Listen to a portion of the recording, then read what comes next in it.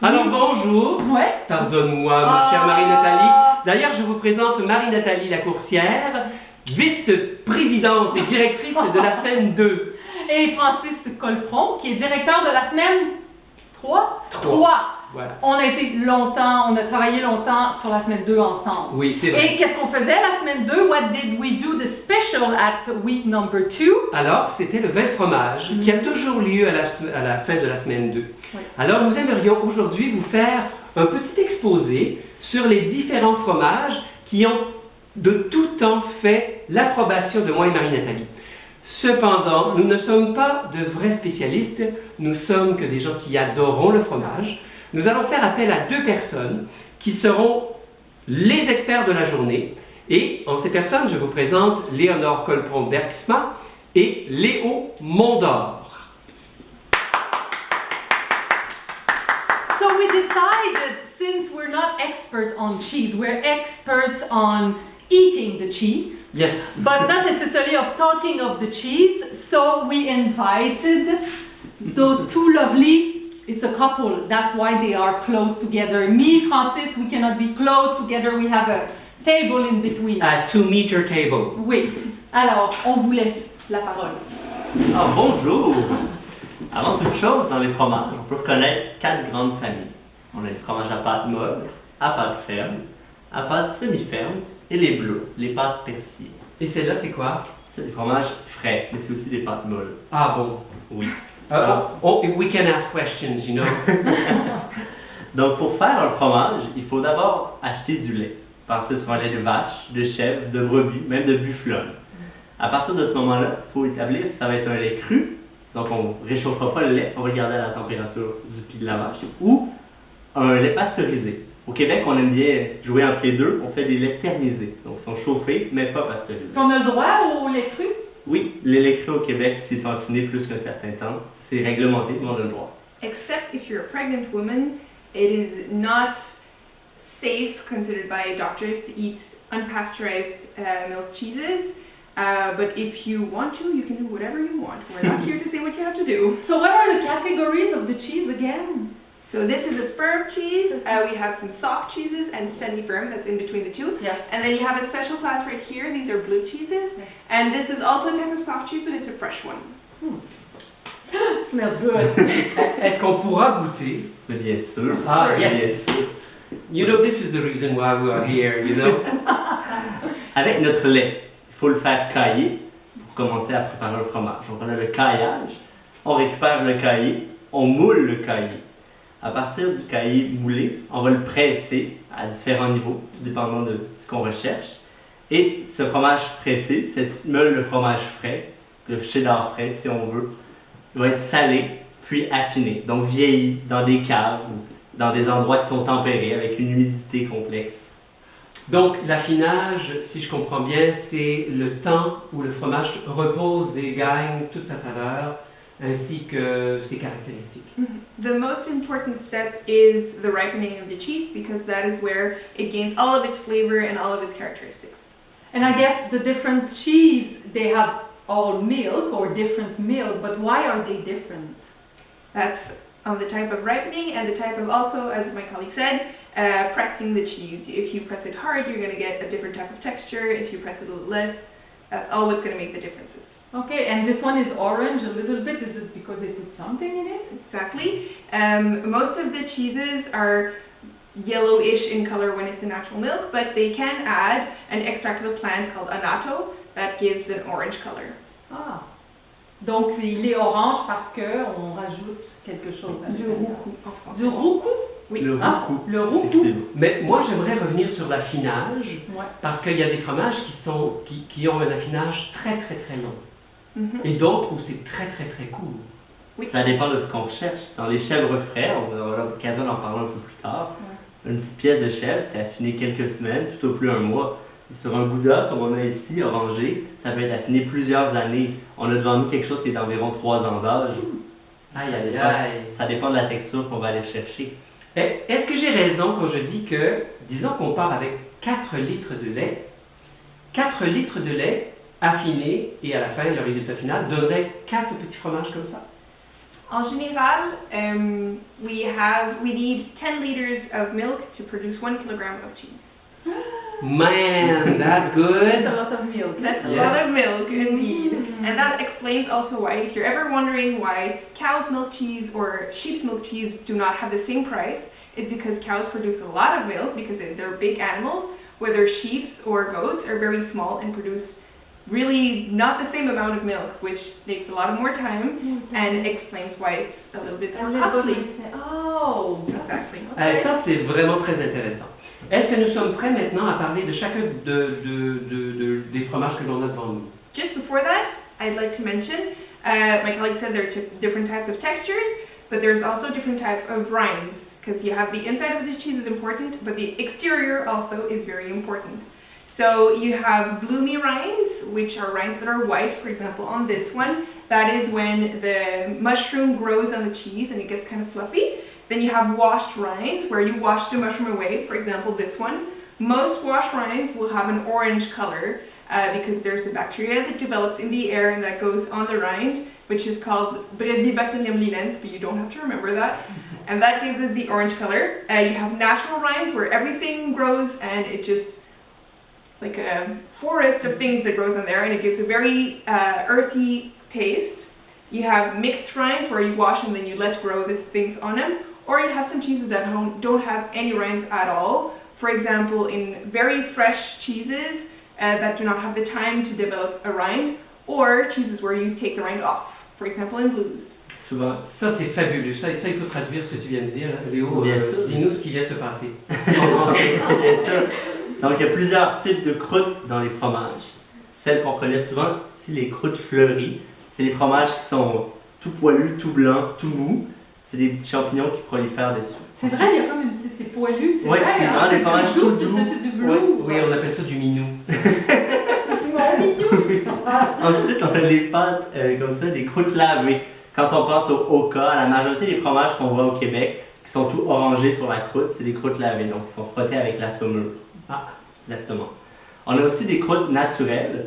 Là, c'est vraiment au moment où on laisse le fromage se développer selon la cave, avec toutes les bactéries, tous les enzymes, tout ce qu'il y a. À quelque part, oui, la croûte d'un Stilton, la croûte d'un bleu, c'est une croûte naturelle. Il y a moins de travail qui est fait dessus. Est-ce qu'on appelle ça souvent des fromages fermiers? Les fromages fermiers, c'est une catégorie de fromage un peu différente. Un fromage fermier, c'est un fromage où toute la production, de la vache au fromage, se passe au même endroit, Au même endroit. sur le même lieu. Ah Ok. oui, Ouais. c'est ça. Mais souvent, ils ont des croûtes un petit peu... Souvent, les fromages fermiers ont un petit peu plus de funk. Oui, Oui, c'est mais ça ne veut pas dire lait cru fermier. Non. Non, pas nécessairement. Moi, j'avais dans la tête que fermier, ça voulait dire de lait cru, mais non. Pas Ok. nécessairement. OK. Oh, intéressant. À l'opposé, si quelque chose est fait, si juste le fromage est fait sur la ferme puis le lait est acheté ailleurs, c'est un fromage qu'on dit laitier. Ah, c'est ça. la Aïe, aïe, aïe. Très bien. Alors maintenant, on est prêt. We're ready to have specific things on each cheese. Parfait. OK. Allons-y. Allons-y. Allons-y. Oui. Alors, la première catégorie de fromage que nous allons présenter, c'est les pâtes molles. J'adore. Les pâtes molles sont très reconnaissables parce qu'elles ont une texture qui est vraiment plus crémeuse par rapport aux autres pâtes semi-fermes ou fermes. Donc, notre premier fromage juste ici, il s'agit de la bête à séguet.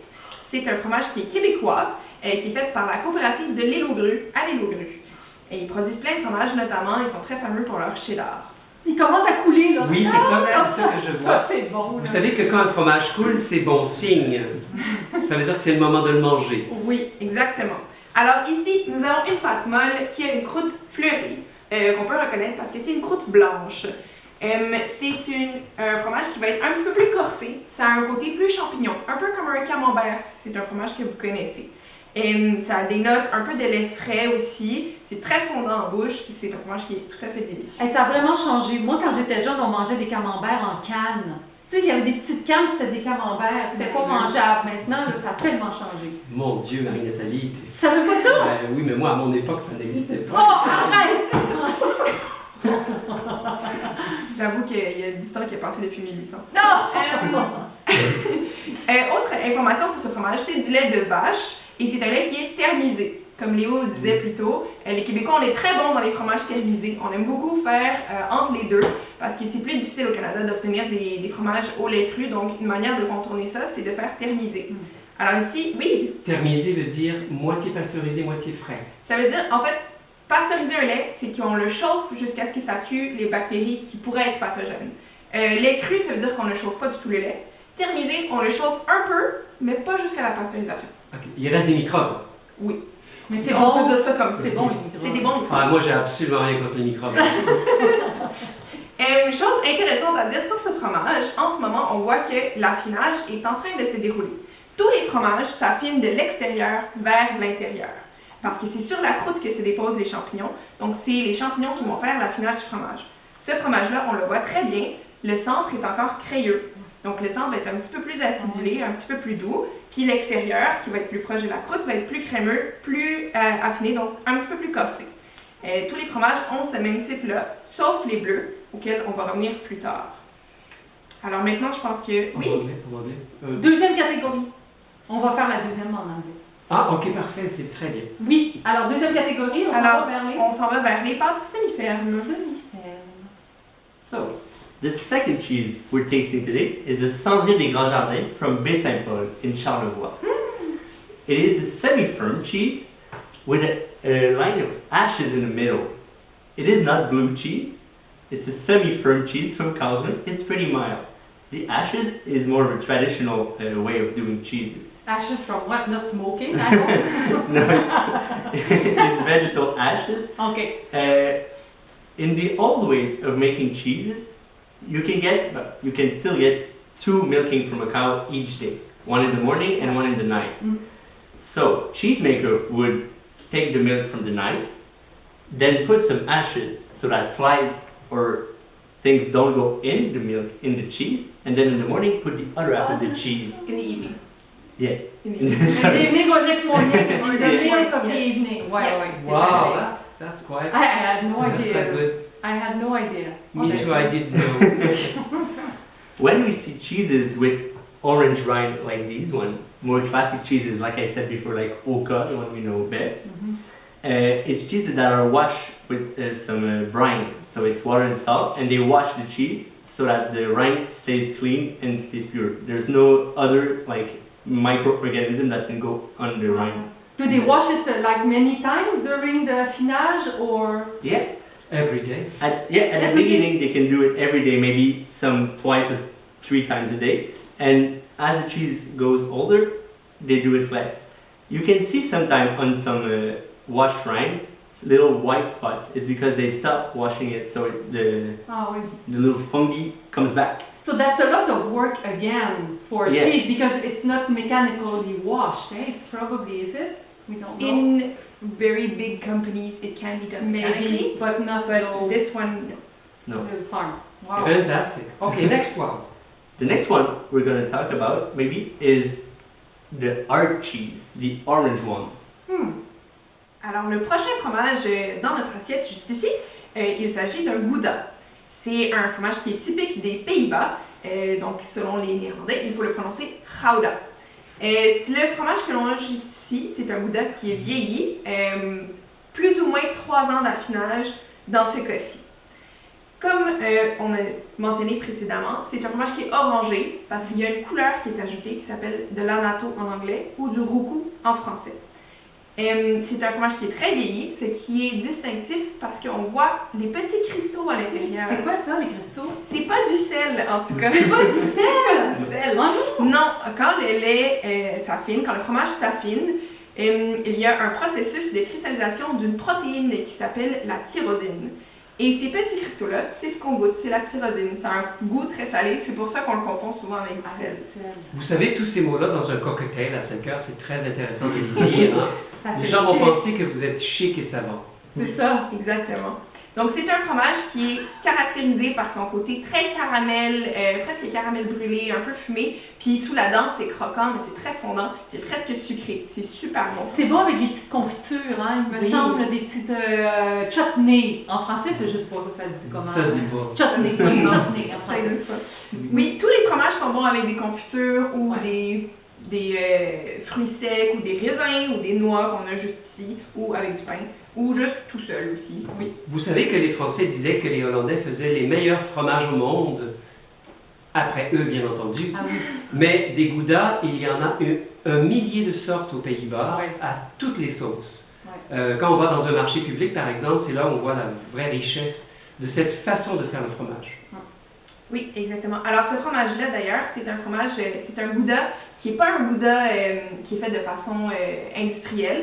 C'est un gouda qui est fermier et il est fait avec du lait de vache pasteurisé. Puis c'est québécois, ça? Non, ça Non. vient des Pays-Bas. Des Pays-Bas. Est-ce Exactement. qu'on en fait ici du gouda? Oui, mais en général, ça va être du gouda plus jeune. Ouais. Par exemple, la fromagerie Bergeron, qui est une fromagerie québécoise. Oui, je viens de là, moi, c'est en de Tilly. Ben, exactement. Eux, ils font beaucoup de gouda, mais c'est des goudas plus jeunes. Oui, c'est vrai. Et sur ce, je pense qu'on peut continuer à notre prochain fromage. La prochaine, c'est quoi? C'est C'est quel? un fromage Moi, je frais. chèvre. Le fromage de chèvre. The next cheese we're going to present is a fresh goat cheese called the Joséphine. It is another cheese from Quebec. It's made by la fromagerie de Ruban Bleu in Mercier, which is in Montérégie. Do they have their goat? Most of the producers that do some fresh goat cheeses have their own goats because that way the time between the cohesion of milk and producing the cheese is less long. So this is a fresh goat cheese and it's made with pasteurized milk. It is very creamy because it has more moisture in it. Since it's fresh, it's not aged very long, couple weeks max. So it retains a lot of moisture, it's creamier, and since it's goat cheese, it's going to have a little bit more of a tanginess. When you say couple weeks, means 2 weeks, 3 weeks? Maximum 1 month. Wow! Oh, oui, puis sometimes they make very fresh ones, little ones as well. Yeah. It's even fresher. Yeah, you have, actually, you can buy some cheeses that are so fresh, they're a couple days old. These are super creamy, almost like yogurt texture. Ouais. And then the longer you keep them, they get more kind of a chalky texture, crumbly texture, Ouais. and then they get harder and firmer and drier because as long as you age them, since they're in such small pieces, they get drier very fast. So this one, for example, is aged only a couple of weeks. It's very chalky and kind of tangy, so that means that it tastes almost like citrus, like lemon or lime. So it's very fresh. I think So- we're very good in Quebec with the goat cheese. Yes. I think we're renowned. Could you explain to us what is actually the real difference between a cow cheese and a goat cheese in the taste? You know, very basic. Very basic. Well, actually, the goat cheese is always a little bit more acidic. So it tastes always a little bit more lemony. But even when you have very fresh cheeses, for example, fresh cheeses from goat or from cow, you can have that same type of acidity because Ah. it's so fresh that it retains the same type of qualities. Okay. Because as long as you age them, usually you can taste a little bit of the acidity of the goat, but if you age it very long, for example, goat gouda, it can get very sweet as well, just like cow can. Another interesting fact about the goat cheeses is that they're less fat than the. Oh, Yeah. That's wow. a very good Yeah. point. Sometimes we go for a cheese and we want something that's low in fat. So we say maybe like our cheeses because the creamy cheese seems more Why fat, fat? but it's No. it's not Ah. because there's more moisture in it. There's less fat. And people that are not allergic but that cannot tolerate lactose, they can have Exactly. those cheese. Actually, both sheep's milk and goat milk have a lot less lactose than cow's milk because cows are very big animals, so they produce more lactose, and it's harder to digest. So if you have trouble with lactose, go with sheep or goat. You cannot have a problem with that. So Fantastic. these are very soft, very fresh. You can eat them with fresh fruit. When you have a brunch, it's usually a very good choice. All right. Next one will be The last one, The blue cheese. The blue cheese. the blue cheese. Alors, avec le dernier fromage, on va parler du Stilton, qui est un fromage bleu anglais. On a choisi le Stilton aujourd'hui pour deux raisons particulières. D'abord, présenter les bleus, mais aussi parce que le Stilton, c'est aussi un cheddar. Donc, c'est un bleu de type cheddar. wow. Présenter une autre catégorie de C'est fromage. top ça. Donc, pour faire un bleu, c'est un petit peu un peu différent des autres types de fromages. Ce qui va arriver, c'est qu'au tout début, vous rappelez-vous, j'ai parlé du fait qu'on va faire cailler le lait, ensuite on va le mouler.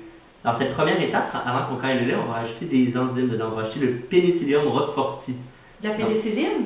Non, pas de la pénicilline. Oh. Moi, je suis allergique à la pénicilline et je mange beaucoup de bleu. Ah, Il n'y a pas ça de va. danger. Ça va. Donc, c'est ça. C'est le petit champignon qui fait le bleu. Donc, on va l'insérer dans le lait, on va mélanger. Et ensuite, on va faire tout le reste du processus pour le mouler, l'affiner. Ce qui va arriver, c'est qu'on va le percer. On va donc le piquer pour qu'il y ait de l'oxygène qui rentre. Et au contact de l'oxygène, tout le bleu va se développer en grande ligne. Dans les trous. Dans les trous, Il s'en va où est-ce qu'il y a des trous. Donc c'est ça. Donc c'est pas un fromage qui est parfaitement pressé, pour qu'il reste des petits trous un peu partout à l'intérieur, pour que le bleu se développe. Quand on regarde, oui. Moi, j'ai une question pour toi. Bien Est-ce sûr. qu'on peut faire un fromage bleu avec un petit morceau de fromage bleu? Ça veut dire qu'on insémine le fromage nouveau avec un... Oui. On peut ajouter... En tout cas, moi, j'ai un ami qui fait ça. Et Oui, c'est on- très très bon. On peut utiliser un petit morceau d'un bleu qu'on a déjà pour le mettre dans le lait. Ce qui est important, c'est d'inséminer le champignon. Si on a le champignon dans le fromage, on peut l'avoir aussi avec un petit peu. Ça fonctionne. Oui. Donc c'est ça. Ce qui est intéressant avec ce fromage-là, alors, comme Léonore nous a dit tantôt que les fromages s'affinaient de la croûte vers le centre. Mais un bleu, si le champignon est à l'intérieur, ça va s'affiner du champignon vers l'extérieur et de la croûte vers le centre, des deux côtés. Donc, on peut reconnaître un fromage bleu qui est très affiné par la quantité de bleu qu'il y a dedans. Ah oui, puis la question aussi, moi j'aime les croûtes de fromage, je les mange, à moins que ça soit avec de la cire. Il y en a qui mangent les croûtes, il y en a qui n'aiment pas la croûte. Le bleu, on peut manger la croûte, presque tous les fromages en fait. Ben, en fait, oui, tous les fromages, les croûtes se mangent.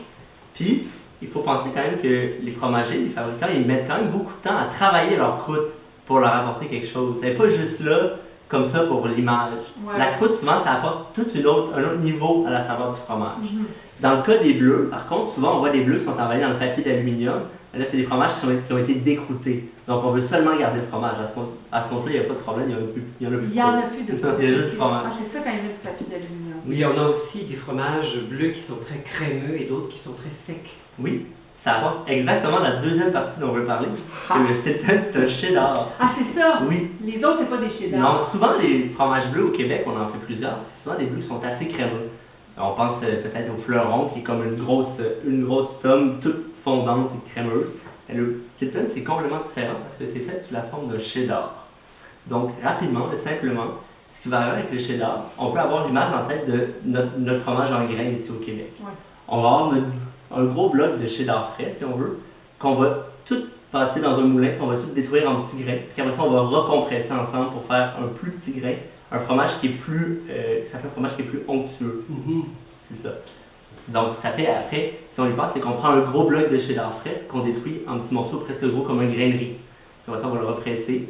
Ça va permettre de faire le Stilton. Puis il de va cette avoir les manière-là. trous à l'intérieur. Oui, c'est Il va ça. avoir les Ça, trous. c'est une Ok. pièce après dans le pressage. Ok. Donc, c'est comme ça qu'on fait un bleu. C'est pas plus compliqué que Ah, ça. très bien. Moi, je commence vraiment à avoir faim. Ah, mais attends. Les Anglais aiment beaucoup le bleu, mais je sais que les Français également aiment énormément le bleu. Mais je dois vous dire que moi, j'ai une préférence toute particulière pour le Stilton. Je trouve que c'est vraiment le bel amalgame pour nous, ici au Québec, parce que le cheddar est quand même assez important. Et ça touche à des racines profondes. Puis ça, là, dans un hamburger avec des oignons caramélisés, là, c'est dur à Oh battre. my God. Oui, Bon, ben là, j'ai faim. oui, we're hungry. Okay, so Are we eating? before going, Yes. thank you so Thank much. you. Merci Merci. beaucoup pour toutes ces informations. Very welcome. You're the best, great. So stay with us, and then we'll eat all of that. Do you mind? Puis on espère vous retrouver l'année prochaine, l'été prochain, pour un vin et fromage. Oui, et la prochaine fois qu'on fera une petite vidéo, sûrement qu'on va vous parler du vin. Ouais. Parce que, mais ça, c'est vraiment très long. Alors, nous allons y penser, mais pour l'instant, nous allons profiter de ces très bons fromages. So, hopefully, we'll meet again for a wine and cheese next summer. Yes. Thank you so much. Thank you. Hope to see you soon. Bye. À bientôt. Merci. Let's eat, let's eat. Ok, alors, Oui. moi, je vais prendre du Stilton parce que Ah oui. c'est quand même,